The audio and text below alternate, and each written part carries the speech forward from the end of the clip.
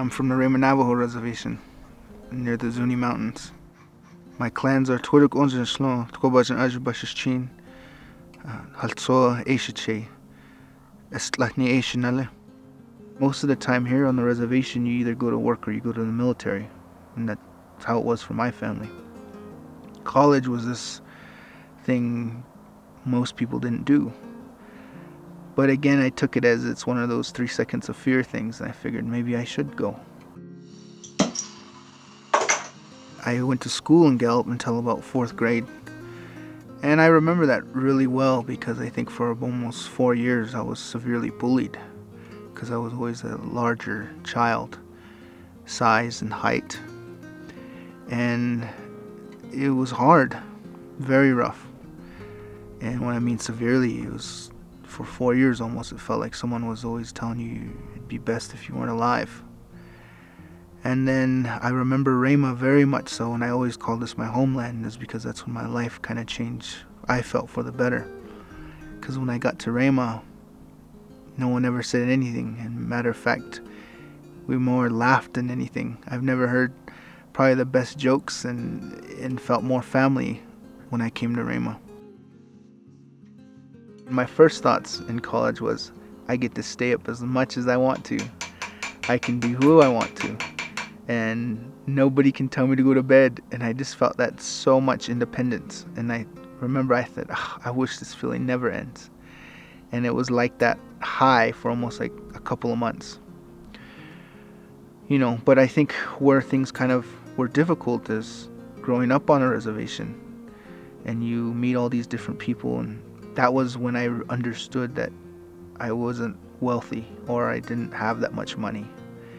I think I just arrived with like a bag of clothes, a guitar, and my books. And I'd go to these other dorms and everyone had everything laid out.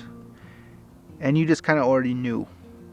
But then you just kind of have these identity crises, I feel like, because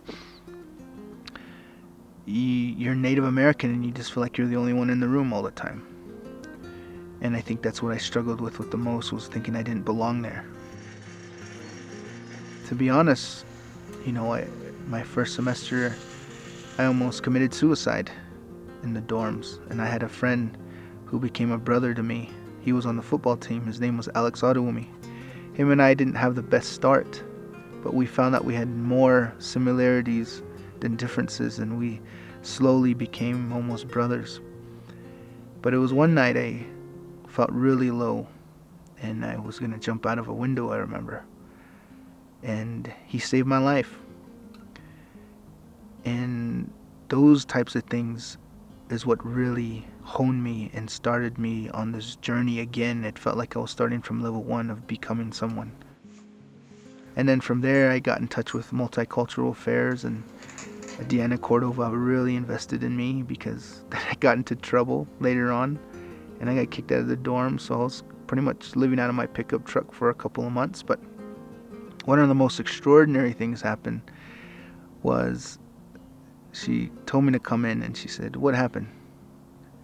And I always figured I'd just always be honest, or at least try my hardest to always be honest with someone, especially someone who's invested in me. I told her what had happened, and I got kicked out of the dorms. I got in trouble. She told me to close the door, and I told her that I wanted to quit school for a year and go to work, and I don't think this is for me. She told me to close the door, and she said, "If you quit now, you're not going to come back, and it's going to be difficult for you to ever come back." And I told her I was living out of my pickup truck and all these things, and she said, she grabbed her purse, and she said, "Don't tell anyone I'm doing this." But she gave me $20, and she said, "Here, take this and go buy whatever you need. Go get gas, food, whatever you want now." And I was trying to tell her I didn't want it, but she said, "Take it." So I stood up and I was going to get it, and she held on to it, and she said, "Or you hold on to this $20, you suffer for a little longer and you double it, and you somehow make it out of that pickup truck and get yourself an apartment. But you stay in school and you stick with me and you keep working and you do what you got to do until you make it out of where you're at to your situation." And almost 10 years later, I still have that $20 bill to this day. I never spent it. I remember going into my pickup truck that evening, and I just got done with classes, and I felt so low as I go back to this park that was near the university, and I was sitting there, and I remembered that $20 bill, and I took it out, and I was so excited, and I was all hungry, and I needed gas, because sometimes I would just drive around all night. But I remember putting it back in my pocket, back in my wallet, and I remember just praying, and I remember thinking, I hope she's right. So 2 weeks later of just sneaking in, trying to get showers and sleeping whenever I could, I was able to get a roommate and get an apartment. And that was my first lesson of keeping accountable and staying and persevering through those tough times. I wasn't a classical trained painter. That's not what I went to school for. I was a communicator, but painting was just something, and art was something I was learning and growing in.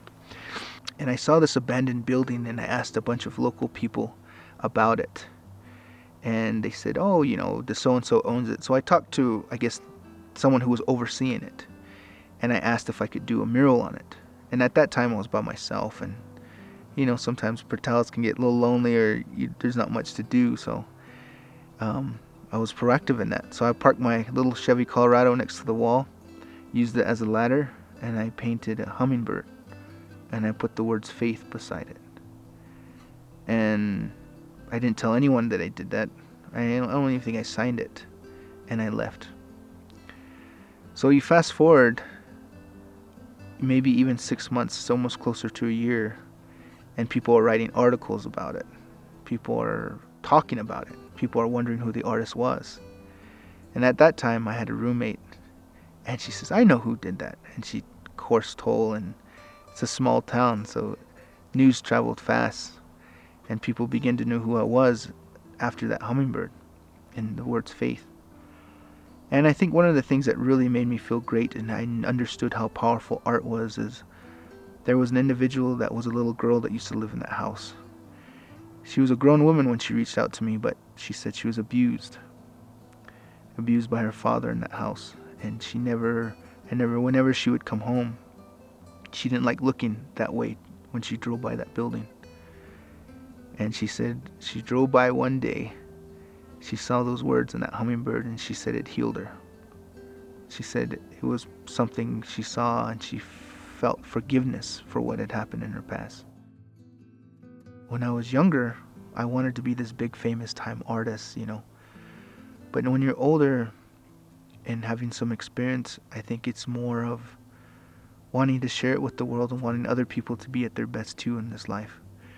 And with the jewelry and things of that nature, I always get the question of what do you like more, paintings or silversmithing? And silversmithing was very recent, probably like 5 years ago I learned, but I've been doing consistently probably for 3 years.